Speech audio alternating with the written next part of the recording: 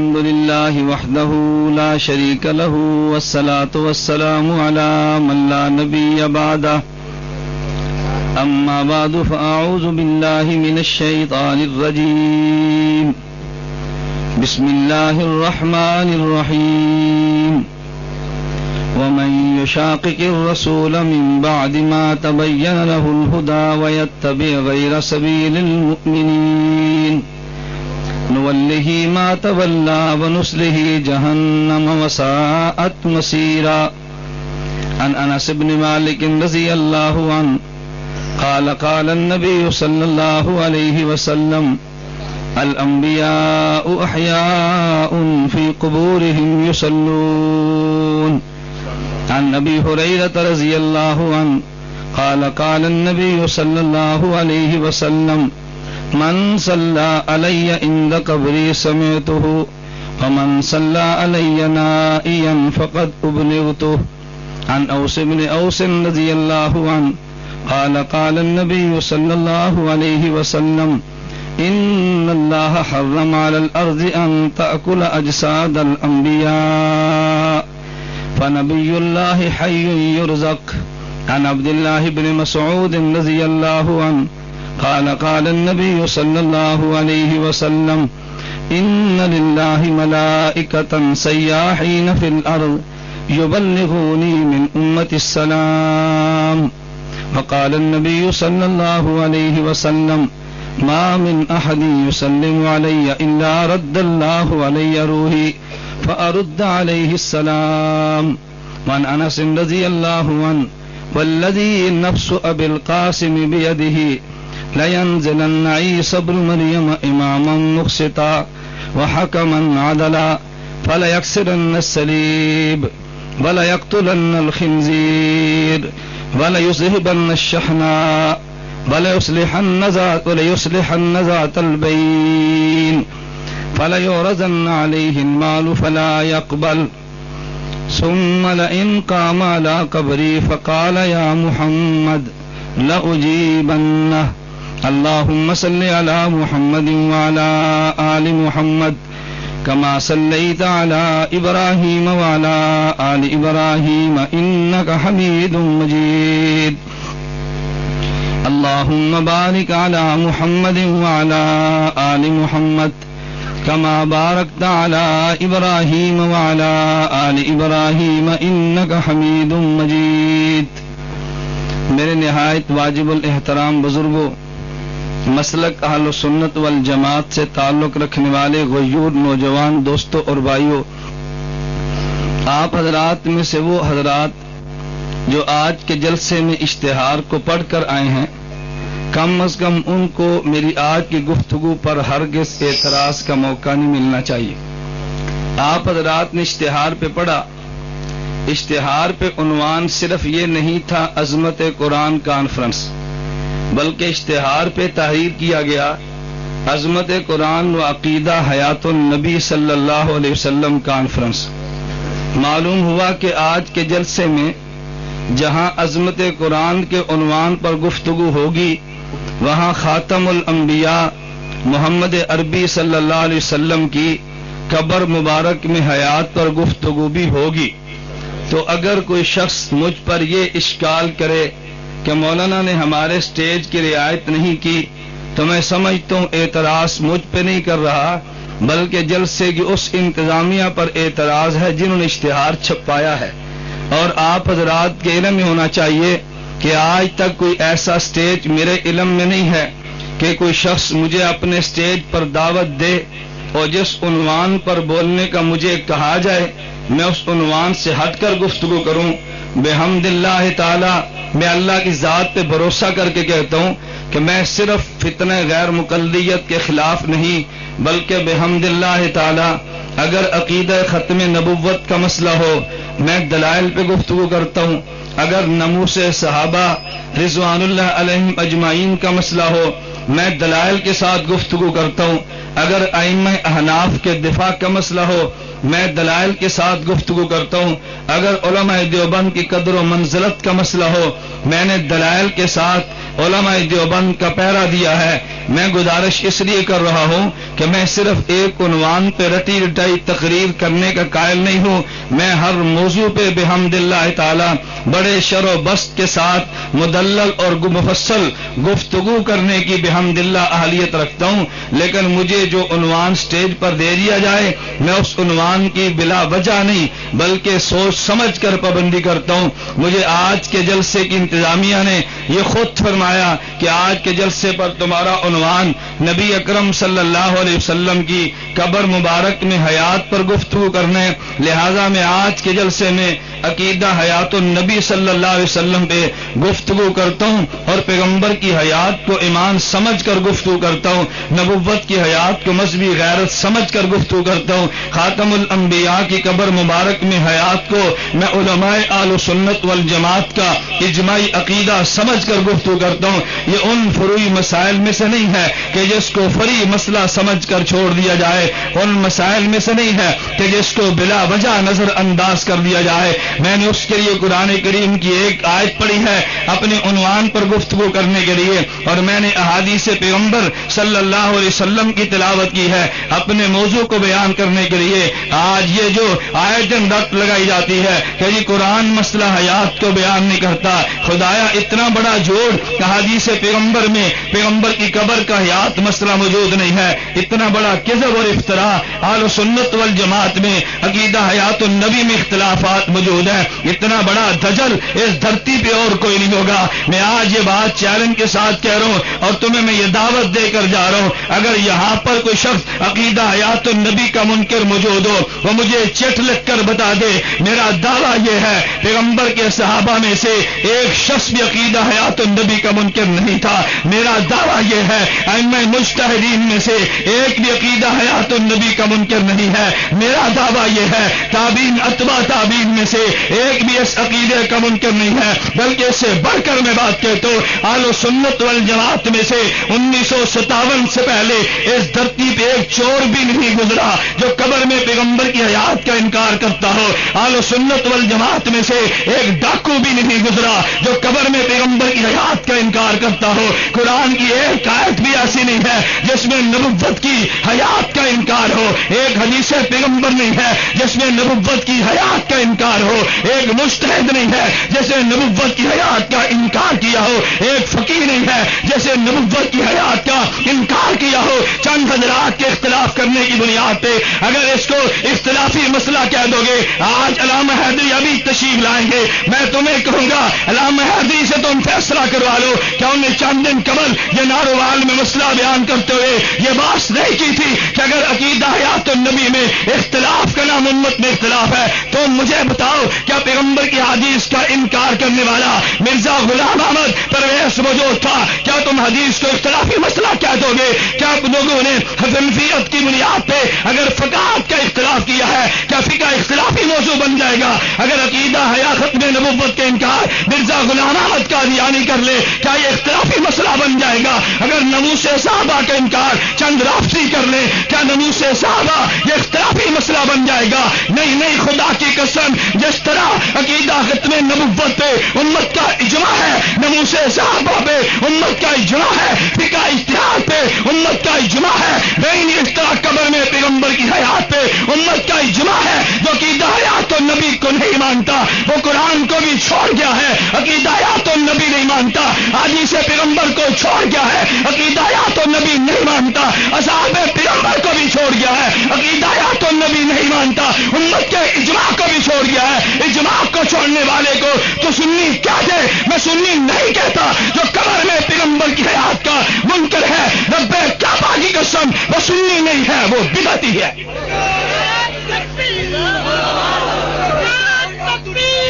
ایک منٹ، عقیدہ حیات النبی کا منکر تم بتاؤ سنی یا بدعتی ہے؟ بلند آواز سے اور بلند آواز سے، سنی یا بدعتی ہے؟ یہ کیا مانا جی پیغمبر کے حیات میں اختلاف ہے؟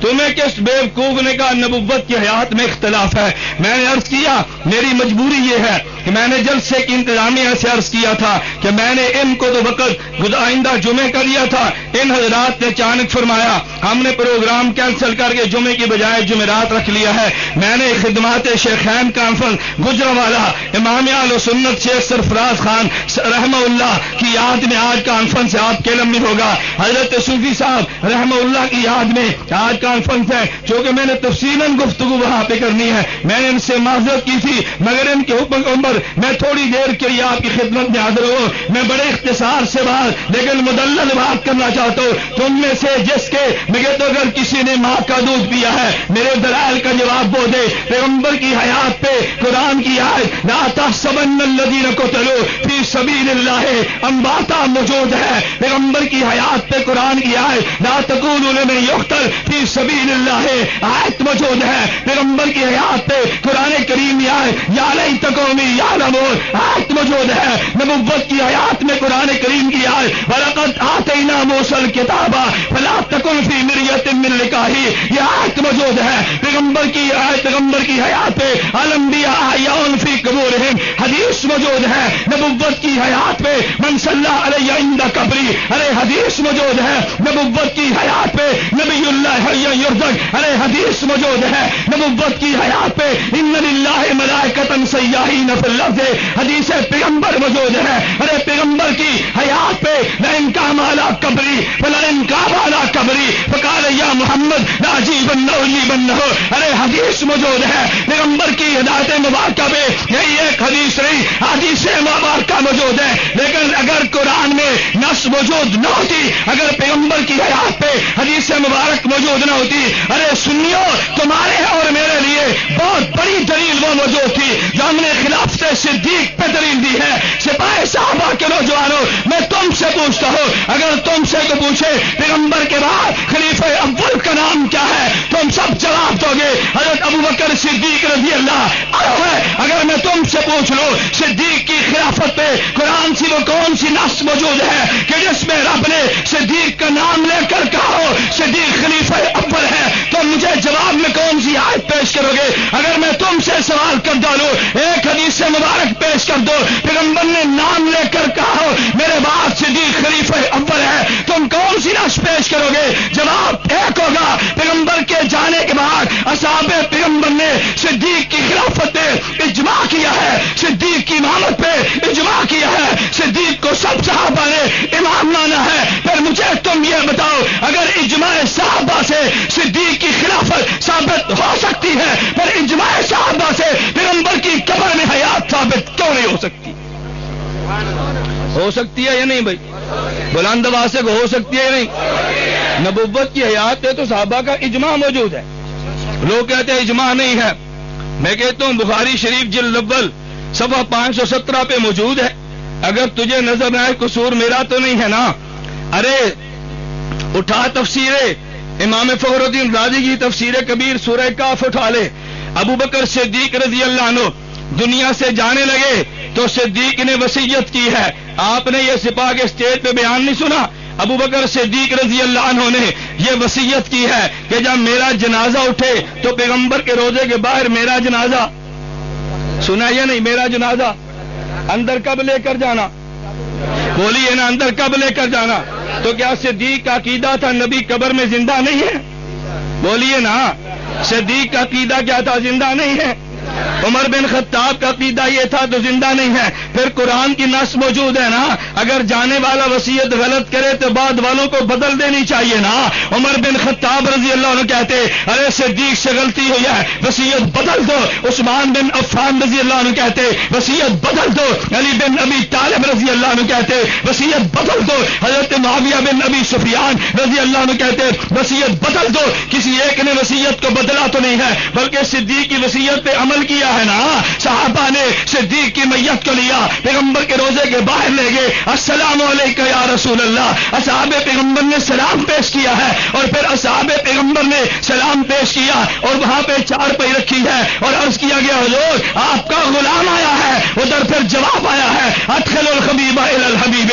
ارے حبیب کو حبیب تک پہنچا بات ہو، اگر صحابہ کا عقیدہ یہ نہیں تھا تو مجھے بتاؤ علماء صحابہ صدیق وصیت کیوں کر گیا ہے، عمر نے وصیت پہ عمل کیوں کیا ہے؟ پھر میں یہ بات کہنے میں حق بجانب ہو، اگر صدیق کا غلام ہے پھر صدیق کی وصیت کے بنیاد پہ پیغمبر کو قبر میں زندہ مارے گا، اگر عمر عثمان علی اصحاب پیغمبر کا غلام ہے پھر پیغمبر کو قبر میں زندہ مانے گا۔ ہم مانتے ہیں یا نہیں بھائی؟ جو کہتے ہیں پیغمبر قبر میں زندہ، ہاتھ کھڑے کرو۔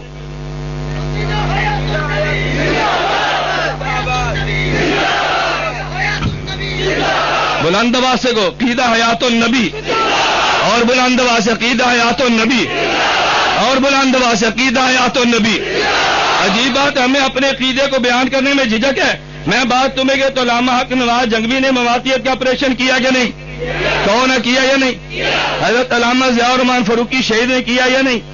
تو پھر میں اگر کروں تو میں نے کون سی موقف کی مخالفت کی ہے بھائی؟ میں نے تو وہ بات کی ہے جو تمہاری قیادت نے کی ہے، اور علامہ حق نواز جنگوی کے مشن پر تم میں سے ایک فرد بھی وہ نہیں ہے جتنی جیل میں نے کاٹی ہے، کوئی تم پیش کر دو۔ میں نے اس پر تو 7 سال جیل کاٹی ہے، کیا میں اس مشن کا امین نہیں ہوں؟ میں نے تو چونگ ملٹے لٹک کر مار کھائی ہے، میں اس مشن کا امین نہیں ہوں؟ میں نے بحمد اللہ تعالی جنگوی کے موشقوں کو دلائل سے اپنایا ہے، اور میں نے دلائل سے بیان کیا ہے۔ میں نے اس لیے کہا مجھے تم جو موضوع دو گے میں نے اس موضوع پہ گفتگو کرنی ہے، ناموس صحابہ کو بیان کرنا جنگوی کا مشن تھا، میں اپنا مشن سمجھتا ہوں۔ پیغمبر کی حیات کو بیان جرأت کے ساتھ کرنا علامہ جنگوی کا مشن تھا، میں اس کو مشن سمجھ کر بیان کرتا ہوں۔ میں نے اس لیے کہا کہ اہل سنت والجماعت کا اجماعی عقیدہ یہ ہے کہ نبی قبر میں زندہ ہے، اور اجماع کے بارے میں آخری بات کہنے لگا، اللہ نے جو قرآن میں بیان کیا، مجھے کبھی یہ لوگ کہتے ہیں مولانا مماتی مانتے نہیں ہیں، یہ باس نہیں آتے، ہم نے کئی مرتبہ دلائل دیے۔ میں نے کہا باس کیسے آئیں گے؟ خالق نے خود قرآن میں اعلان کر دیا، وَمَن يُشَاقِقِ الرَّسُولَ مِن بَعْدِ مَا تَبَيَّنَ لَهُ الْهُدَىٰ وَيَتَّبِعْ غَيْرَ سَبِيلِ الْمُؤْمِنِينَ، جو شخص اجماع امت کو چھوڑ دے، نُوَلِّهِ مَا تَوَلَّىٰ وَنُصْلِهِ جَهَنَّمَ، اللہ قرآن میں اعلان کرتے ہیں میں اس کو 2 سزائیں دوں گا، نمبر 1 ہدایت کی توفیق نہیں دوں گا، نمبر 2 قیامت کے دن جہنم دوں گا۔ اجماع کے انکار کرنے والے کو رب نے 2 سزائیں دی ہیں، دنیا میں ہدایت نہیں ملتی، آخرت میں خالق جہنم دیتا ہے۔ اگر اجماع کا منکر تیرے موقف کو نہ مانے کوئی گھبرانے کی بات نہیں ہے، اگر تیرے موقف کو نظر انداز کر دے کوئی گھبرانے کی بات نہیں ہے۔ ہم اجماع امت کی بنیاد پر بھی اس عقیدے کو، پیغمبر صلی اللہ علیہ وسلم کی حیات کے عقیدے کو ہم امت کا اجماعی عقیدہ سمجھتے ہیں، اور نبوت کے اجماعی عقیدے کو پوری امت نے بیان کیا ہے۔ تم اٹھا کے دیکھ لو، ابھی مجھے ایک ساتھی اسٹیج پہ پوچھ رہا تھا کہ مولانا ہم نے سنا امی عائشہ اس عقیدے کی قائل نہیں تھی، میں نے کہا جھوٹ بولتا ہے، مسند احمد میں روایت موجود ہے، امی عائشہ رضی اللہ عنہا خود ارشاد فرما رہی ہے، کہتی ہے کنت ادخل بیتی الذی فیہ رسول اللہ صلی اللہ علیہ وسلم انی واضع ثوبی، امی عائشہ رضی اللہ عنہا ارشاد فرما رہی ہے، کہتے ہیں جب پیغمبر قبر میں تھے میں پیغمبر کے روضے میں جاتی لیکن پردے کا خیال نہیں کرتی تھی، بچا اقول انما هو زوجی رابی، میں یہ بات کہتی ایک تو میرا خاوند ہے، خاوند سے تھوڑا ہی پردہ ہے، ایک میرا باپ ہے، باپ سے تھوڑا ہی پردہ ہے، کہتی ہے فلما دفنا عمر معهم فوالذی نفسی بیدہ، خدا کی قسم جب حضرت عمر کو ساتھ دفن کر دیا گیا، واللہ فرماتی ہے واللہ ما دخلت الا انا مشدودۃ علی ثیابی حیاء من عمر، جب عمر کو دفن کر دیا گیا عمر کی حیا کی وجہ سے پھر میں پردے کا اہتمام کر کے جاتی تھی۔ امی عائشہ اگر عمر کی حیات کے قائل نہیں ہے مجھے تو بتا پردے کا اہتمام کیوں کیا ہے؟ کہتے ہیں امی عائشہ سماع کی قائل نہیں تھی، میں نے کہا تو نے جھوٹ بولا ہے، یہ لاہور جامعہ اشرفیہ موجود ہے، حضرت مولانا ادریس قادری رحمۃ اللہ علیہ جامعہ اشرفیہ کے شیخ الحدیث نے سیرت المصطفیٰ جلد نمبر 2 پہ تحریر کی ہے، جہاں یہ واقعہ بیان کیا کہ جب مختونی نے کفار کو بدر کے کنویں میں دفن کر دیا گیا، پیغمبر نے قبر پہ کھڑے ہو کے جملے بولے تھے، وہاں پہ حضرت مولانا قادری نبر اللہ مرکزم تعریف فرماتے ہیں کہ یہ جو بات معروف ہے امی عائشہ سما کی قائل نہیں تھی، فرمایا غلط بات ہے، امی عائشہ خود سما کی قائل بھی تھی۔ میں اس لیے کہتا ہوں کوئی ایک صحابی بھی تمہیں نہیں ملے گا جو پیغمبر کی حیات کا منکر ہو۔ میرے دوستو پھر میری آپ سے گزارش ہے، مجھے تم بتاؤ جو عقیدہ قرآن دے دے، جو عقیدہ پیغمبر دے دے، جو عقیدہ صحابہ پیغمبر دے دے، جو عقیدہ امت کے سارے اولیاء دے دے، اس عقیدے کو چھوڑ دینا چاہیے یا اس عقیدے کو ڈنکے کی چوٹ پہ بیان کرنا چاہیے؟ بلند آواز سے ڈنکے کی چوٹ پہ بیان کرنا چاہیے نا.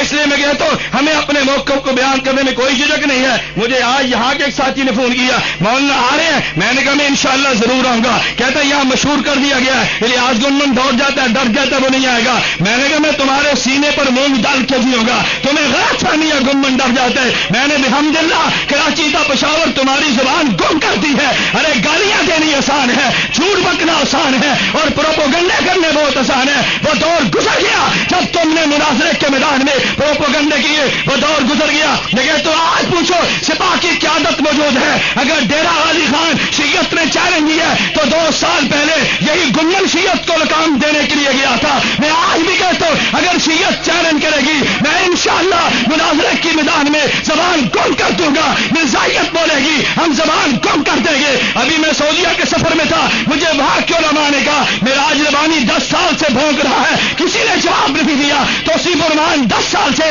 میڈیا میں بھونک رہے, کسی نے جواب نہیں دیا. میں نے سعودیہ میں 8 گھنٹے کی طویل نشست میں ریکارڈنگ کرا کے آئے ہوں. جب میں مولانا تقی عثمانی دامت برکاتہم کو جب گزشتہ کل پرسوں مولانا تقی عثمانی دامت برکاتہم کو 1 بجے ملا, میں نے علماء سے کہا میں نے جدہ سے فوراً واپسی پہ جامعہ الرشید میں ناشتے میں میٹنگ کی ہے. میں نے 11 بجے جامعہ فاروقیہ میٹنگ کی ہے, 1 بجے علامہ تقی عثمانی صاحب سے دارالعلوم کراچی میٹنگ کی ہے. میں نے عصر کی نماز کو نیو ٹاؤن میں ڈاکٹر عبدالرزاق اسکندر دامت برکاتہم سے میٹنگ کی ہے. میں نے عشاء کے بعد گول مارکیٹ میں نے کراچی میں بیان کیا, اور صبح 11 بجے جامعہ اشرف المدارس میں نے مولانا کی مدد سے میٹنگ کی ہے. میں نے کہا سعودیہ میں نے اس حد تک زبان ان کی بند کر دی ہے, اور انشاءاللہ رب نے توفیق عطا فرما دی. ہم دلائل کی دنیا میں ہر اس زبان کو روک دیں گے جو پیغمبر کے خلاف اٹھے, ہر اس زبان کو روک دیں گے اصحاب پیغمبر کے خلاف اٹھے, ہر اس زبان کو روک دیں گے جو علماء دیوبند کے خلاف اٹھے. مجھے تم بتاؤ روکنا چاہیے کہ نہیں, روکنا چاہیے کہ نہیں بھائی؟ 1 منٹ نعرے چھوڑو. میں نے عرض کیا تم مجھے بتاؤ زبان روکنی چاہیے کہ نہیں بھائی؟ ہم نے مرزائیت کو فتنہ سمجھا ہے, ہم نے موجودیت کو فتنہ سمجھا ہے, ہم نے صبائیت کو فتنہ سمجھا ہے, تو ہم نے مماتیت کو بھی بلند آواز سے کہو نا, ہم نے مماتیت کو بھی. بھائی غلط نظریہ تم بدل ڈالو نا, تم مجھے گالیاں دیتے ہو, بدل ڈالو. میں نے کئی 1 مرتبہ کہا, میں آج پھر کہتا ہوں یہ میرا چیلنج ریکارڈ پر موجود ہے. میں آج پھر تمہیں کہہ کر جا رہا ہوں جو شخص عقیدہ حیات النبی کا منکر ہے, اہل سنت تو نہیں تھا, یہ بات تو موجود ہے, لیکن میں تمہیں جو بندی نہیں مانتا, جو پیغمبر کی حیات کا منکر نہیں ہے, وہ کفن جو بندی نہیں ہے. اگر تمہیں اپنے جو بندیت پہ ناز ہے, میں آج بھی کہتا ہوں جاؤ اپنی جماعت کے لیٹر پیڈ کے امیر سے لکھوا کر لاؤ, جاؤ اپنی جماعت کے ناظم اعلیٰ سے لیٹر پیڈ پہ لکھ کر لاؤ. ہر آئے دن ایک کیڑا اٹھتا ہے, اور یہ الیاس گنمن سے ہم سے مناظرہ. میں نے کہا تمہاری اتنی وقت نہیں ہے میں تمہیں جوتے کی نوک پہ لکھ سکوں. اپنی قیادت سے بات کرو, اپنی قیادت کو تیار کرو مناظرے کے لیے. میں تمہیں دن کو تارے نہ دکھا دوں, مجھے جو بندیت کا بیٹا نہ کہنا.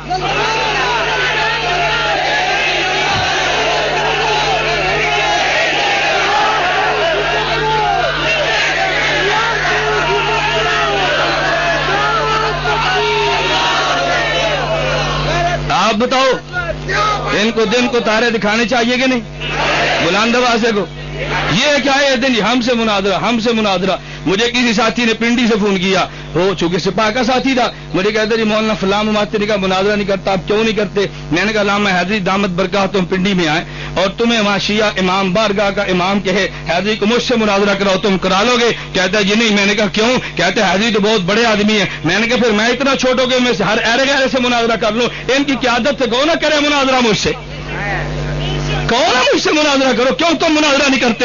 تم آج تک جو فتوے بازی کرتے رہے, تمہاری کیوں زبان گنگ ہو گئی ہے؟ آج کی ذیلی جماعت نکالی, کسی اور کو نکال دیا, ہم سے کرو, ہم سے کرو. میں مثال دینے کے لیے تو کہتے ہیں کہ ایک آدمی تھا, وہ تھا تو ذات کا گھٹیا, لیکن بادشاہ کی بیٹی کے شک کے دعوے کرتا. اور کسی نے کہا بیوقوف آدمی, بادشاہ کی بیٹی تجھے نہیں ملے گی, تو کس چکر میں پڑ گیا؟ تجھے تو چوک چراہے میں کھڑے کر کے بادشاہ جوتے مروائے گا. اس نے کہا الٹا لٹکا دے, یہ تو کہیں گے نا بادشاہ کی بیٹی کا عاشق تھا, ہمارا نام تو آ جائے گا. ان کو بھی پتا ہے ہم نے جوتے تو کھانے ہی ہیں, ہمیں یہ تو شہرت مل جائے گی نا, یہ بھی مناظر تھا. میں نے کہا یہ شہرت میں تمہاری حسرت بنا دوں گا, تمہیں نہیں ملے گی انشاءاللہ.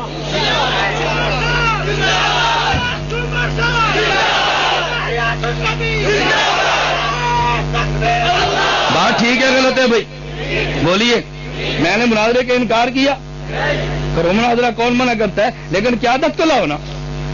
ایک یہاں لاہور مدرسے میں بیٹھا ہے، شاگرد فون کرتے ہمارے استاد جی نے کہا، میں نے کہا استاد جی کی موبائل پہ مجھ سے بات کراؤ، تمہیں جو بات کرتا ہے مجھ سے بات کرے نا، کیوں جھوٹ بولتا ہے درسگاہ میں بیٹھ کر؟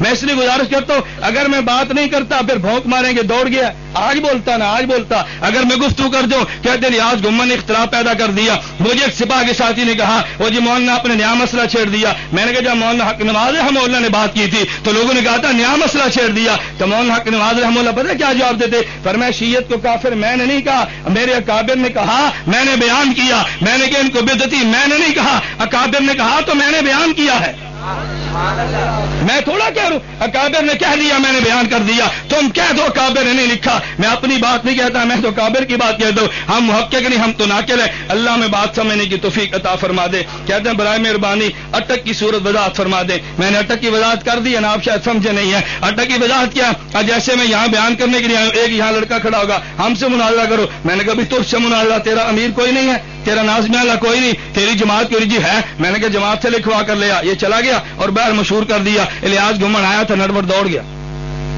بھائی یوں میں اٹک سے دوڑو کہ بھائی آئے مناظرہ کرنا، میں نے کہا جماعت سے لکھوا کر لاؤ نا، آج اگر تمہیں جوتے پڑ گئے تمہاری جماعت مان لے گی؟ انہوں نے کہا ہم نے تھوڑا بھیجا تھا، ہم نے تو نہیں بھیجا، میں نے اس لیے کہا اگر لاہور مناظرہ ہوگا تو گجرات والے کہیں گے ہم سے کرتا تو پتا چلتا نا، اگر گجرات والوں سے کیا پنج پیر والا کہے گا ہم سے کرتا تو پتا چلتا نا، میں نے کہا یار تم ایک نمائندہ جماعت طے کر لے تاکہ اس کی فتح شکست پوری جماعت کی فتح شکست ہو، روز روز کی بحث ختم ہو جائے، بات ٹھیک ہے غلط ہے؟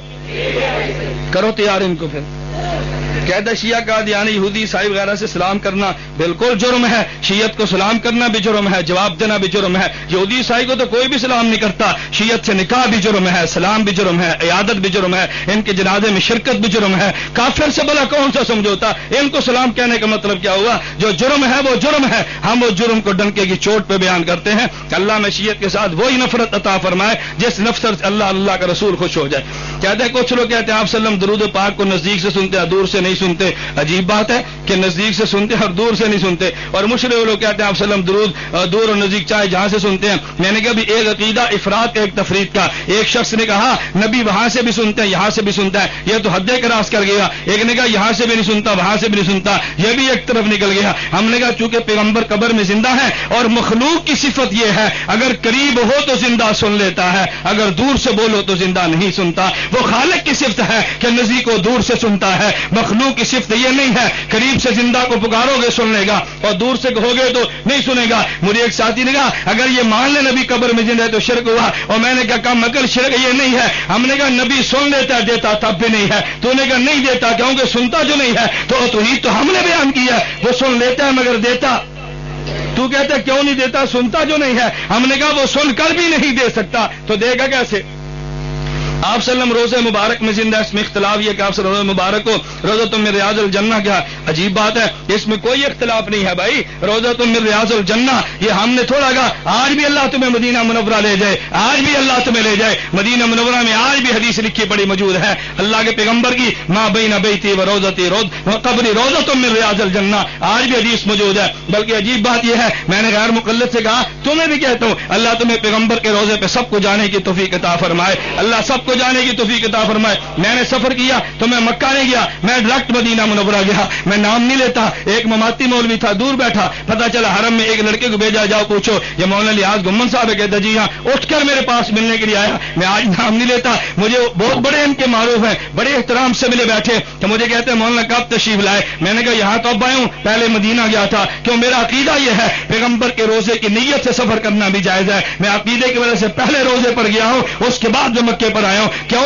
ہمیں مدینے والے نے جو مکے پہنچایا ہے، ہم بایا مدینہ مکہ گئے ہیں۔ میں نے کہا میں نے اپنے عقیدے کا پرچار کیا، خیر مجھے کہنے لگے وہ جی نبوت کے بارے میں آپ کا عقیدہ، میں نے کہا یہ دیکھو آپ کو میں دعوت دیتا ہوں، آپ پیغمبر صلی اللہ علیہ وسلم کے روزے پر جاؤ نا، نبی کریم صلی اللہ علیہ وسلم کا چہرہ مبارک جو قبلہ مبارک کی طرف ہے توجہ رکھنا، میں آخری بات کہنے لگا، نبی پاک صلی اللہ علیہ وسلم کا مواجہ مبارک جہاں حضور کا مبارک چہرہ ہے، پھر آگے ایک ستون ہے، پھر صدیق اکبر کا چہرہ، پھر آگے ستون ہے، پھر عمر بن خطاب کا، یہ جو دو درمیان میں ستون موجود ہے نا، تم تم آج بھی جاؤ، وہاں دوستونوں پہ شعر وہ لکھے پڑے موجود ہیں جو امام نووی نے کتاب المناسک میں بیان کیے. ایک عاشق تھا پیغمبر کا، حضور کی قبر مبارک پر آیا، پہلے اس نے سلام پیش کیا، پھر قرآن کی آیت پڑھی ولو انہم اذ ظلموا انفسہم جاؤک فاستغفروا اللہ، کہ اگر اللہ کے پیغمبر آپ کے پاس وہ لوگ آ جائے کہ جن نے گناہ کیے اللہ سے معافی مانگے، آپ ان سے معافی کی رب سے درخواست کرو، اللہ ان کو معاف کر دے گا. اس عاشق رسول نے یہ شعر پڑھے اور وہاں پیغمبر کے روزے پہ کھڑے ہو کے پہلے یہ دعا مانگی، استشفاء کیا، پھر پیغمبر کے روزے پہ کھڑے ہو کے اس نے یہ شعر پڑھے تھے یا خیر من دفنت بالکائے آسمہ فتاب من طیبہن من الکائے والاکم نفس الفداء لقبر انت ساکن ہو فی العفاف والجود والکرم. میں نے کہا یہ شرک ہے، بتاؤ پیغمبر کے روزے پہ آج تک کیوں تحریر موجود ہے؟